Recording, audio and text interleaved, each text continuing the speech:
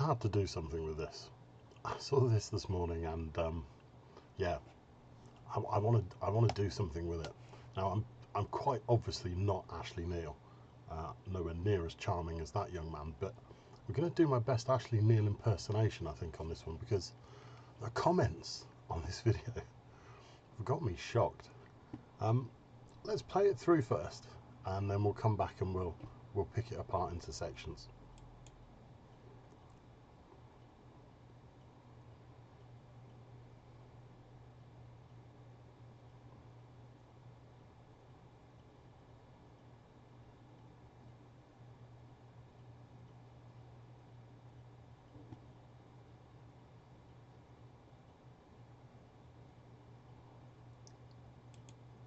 And that's pretty much it.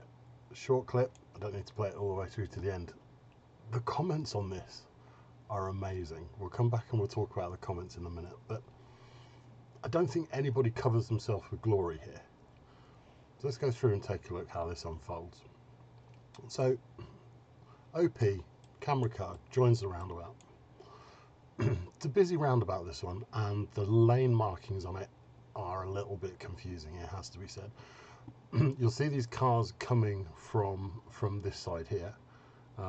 There's an exit here, there's another exit here for the Sainsbury's, then there's an exit onto a dual carriageway here, the exit that camera car is on, and then back this way. So many people come from here in the middle lane and try and turn right onto the dual carriageway. It's absolutely crazy how badly wrong people get this roundabout, but if you all work together, you can make it work. At least the exit here is dual carriageway, and if someone's come from the middle lane, you can exit into the right hander. Anyway, that's not the point. There's enough controversy about the lane choice anyway. So the guy who put this on Facebook, called Marc, he's joining the roundabout here, and it's a tight one. He's making himself a gap here, really. This car has moved away. He's joining. We've got this silver BMW here. I think ideally you're going to make a little pocket of space. See, I'm not Ashley Neal, but you can still play the drinking game. Have a sip of tea every time I say pocket of space. So if he creates himself a little pocket here, then what happens next isn't going to be a problem, because look, he's now indicating he wants to take the next exit. His lane choice is a little bit woeful. He's not made a good, own the road, take primary position, move across, check your mirrors. But that's kind of because Marc is hassling him, right? Marc's onto the roundabout. He's off, he's going, he's found a small gap. He's probably been sat there for 10 minutes, if I know this roundabout well. But this guy's indicating, right, we've got a decision to make now. We're going to hold back, make a pocket of space, let him go. But does that mean we're going to take a car into the driver's door from the right? What's coming from that side? We can't see. Who's he got behind him? Don't know. So he's made a decision. I think he's made a decision. And he's made the decision that he's going to push past. Push is maybe a strong word, but you can see we're still indicating. And Marc is going to say, you know what? I'm going to take control of this situation. I'm going to use this lane. I'm going to go round you. I'm actually going to put you behind me. Little squirt of accelerator. It's not actually super quick. I don't think he's in a sports car. 20 miles an hour it's saying on that GPS speed. Let's play that back then. So here he goes. Little squirt. No, I'm going to come around you. I'm going to control the situation. 17 miles an hour, 20 miles an hour, 22 miles an hour. GPS lags a little bit, but we're not doing mega speed here, are we? It's not a Ferrari. He's not gone flying past him. Now the thing is, I'm guessing, he's on his mirror here. Marc's on his right hand mirror. He's looking in that mirror. Where's that silver BMW gone? Where is he? Have I put him behind me? Has he slotted in?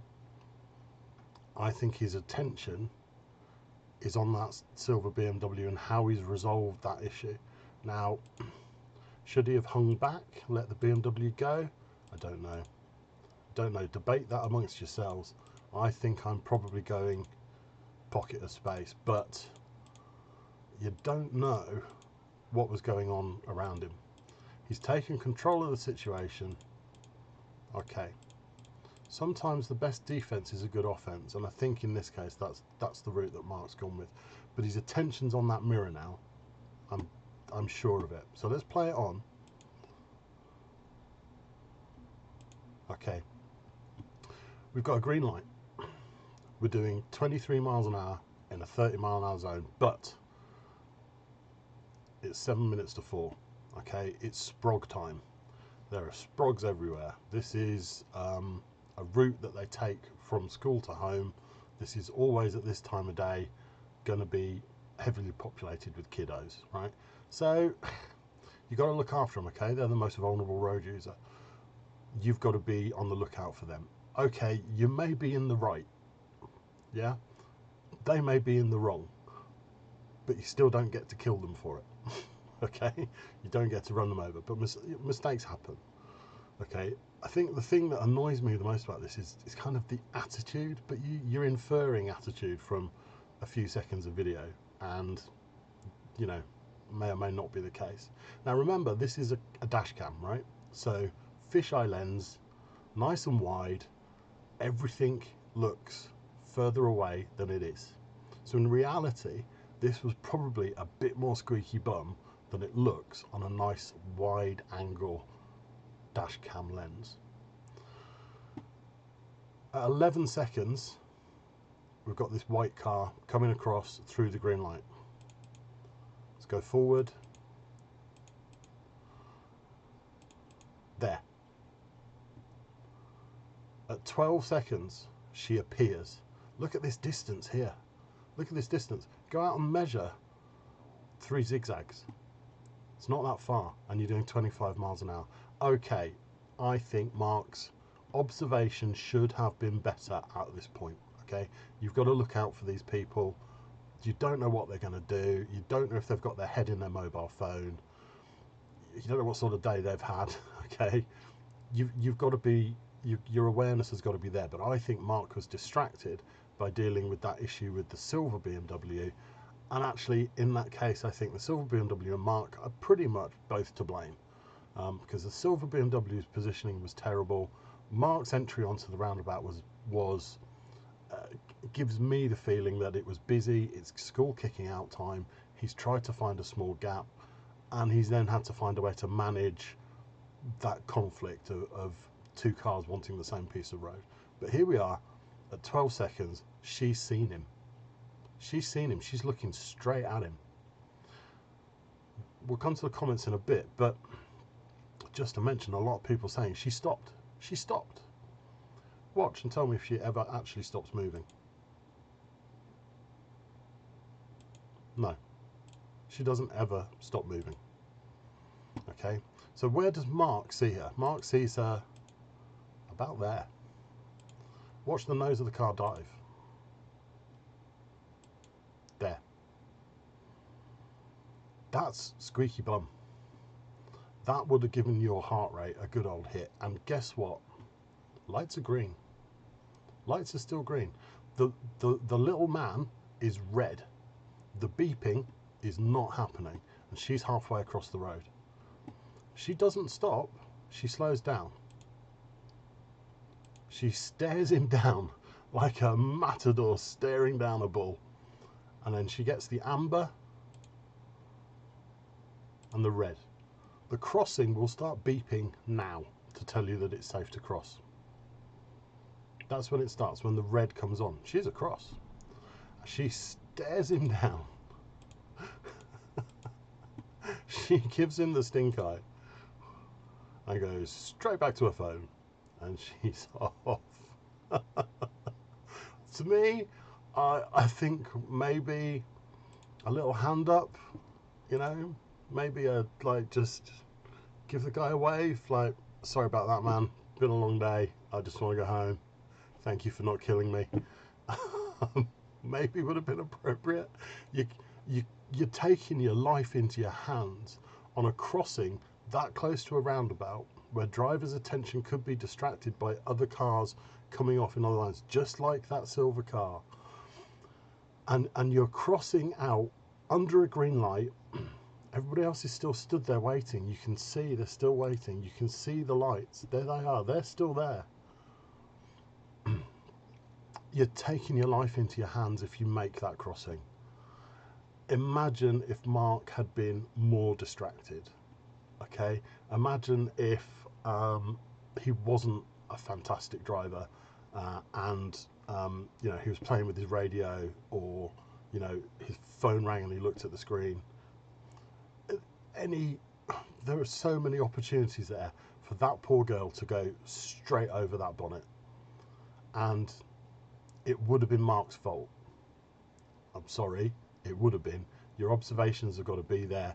You've got to look at that crowd of people on the side, and you've got to think to yourself, somebody could pop out from behind that white car, and they did. But the attitude that I'm picking up, and I'm not saying it's real, I'm saying just from a short snippet of video, it appears, okay? She looks at him. She doesn't stop walking. She doesn't stop. She slows down. At no point does she actually stop moving. Her legs are moving the whole time. She stares him down. She crosses the road. And just, I get this air of entitlement of, you have to stop for me, so I'm going to keep going. And then she goes back to her phone. Everybody has to do better, I think. In my opinion, this is, I'm giving Marc a B for stopping, because you did do a good job of stopping. Your speed was fine, in my opinion. Your observation could have been a little better. You can actually see her start to cross. If you're really looking for it, you look on the right hand side here, you will actually see her start to cross there. Did you catch it? Very difficult to spot, but you do actually see her step off the curb there. She's just stepped off the curb. You can see her step off the curb at 11 seconds. But again, I think his attention's on his right hand mirror at that point. You did stop, which is good. I understand why you posted it, because what was she doing? she shouldn't be doing that. And I think at the least, you know, a hand up to go, yeah, probably shouldn't have done that. Would have been nice. Do you know what? I would like to think in my heart that as she walked down the road, she thought to herself, oh, that was a bit close. I maybe need to be a bit more careful. I hope that's what she thought. In the moment, you know, the reaction was the reaction. And she wasn't, you know, she didn't think about it in the moment. I hope that she walked down the road and thought, oh, yeah, I was a bit distracted there. She was a bit distracted. Marc was a bit distracted. I'm going 50-50. I'm giving her a C. Because she is more vulnerable and she needs to take more care. But the thing about this is the comments. Marc is being absolutely roasted alive for this one. People, you cut up the BMW. She stopped. The crossing was beeping. She's allowed to cross. Guys, no. The crossing starts to beep when the lights go red. She was already across the road when that started beeping. Her indicator is the red man or the green man. We all know them. She very definitely had a red man, do not cross, and there was definitely no beeping to cross. He cut up the BMW. Kinda, sorta. I can see where you're coming from with that one, but no, realistically, he didn't. He made an emerge, which was a little bit poor. I can understand it was perhaps a bit of a frustrated emerge. He had two choices: hold back, push past. He pushed past. He tried to take control of the situation. I would say hold back and give the BMW a bit of space, but the BMW looked fairly unsure of what they were doing. The BMW's speed actually drops quite considerably. If you watch at the start here, you see the nose dip on the BMW as he comes off the gas there, as he starts making his observations and figuring out he hasn't read ahead what's going to happen. There's no forward planning coming from the BMW, and he starts his planning here. And because he started his planning here, Mark's taken a decision. Okay. I'm not entirely sure. I'd love to see more footage of what was around Mark that made him make that decision. I'm going to shut up now because I've waffled on for far too long. But that's my opinion of this. This is my best impersonation of Ashley Neal. Ashley Neal will have a completely different opinion to me because he's much better at this. But I just thought that was interesting. The comments, the tens of comments telling Mark that he's a terrible person, that she's a minor and you've posted video of her on the internet. You can't do that. She's in a public place. She's being videoed. There are video cameras on top of these lampposts. The video cameras on the Sainsbury's. She's being videoed from 100 different angles right now, and she's in public and it can be posted. And her being a minor, I don't really understand unless you're trying to make some other accusation of Mark, which is pretty underhanded, if you ask me. The fact that the comments are ripping him apart and saying he's the bad person and she was fully in the right is what scares me. That kind of feeling of entitlement that I get from that look from the car is echoed by the entitlement in all of the comments of everybody saying that she did absolutely nothing wrong. Guys, Mark would have been at fault if he hit her. But she was at fault for that crossing. That was out of order, and yeah, she hopefully will think about that and think, yeah, need to be a bit more careful. If I was her parent, she'd be getting the hairdryer, and she'd be getting told to get her face out of her phone and learn the Green Cross code, because that's not how we do it. Anyway, that's me. I'm done. The comments are scary, probably scarier than the video. Thanks for watching. Take care out there. Stay safe.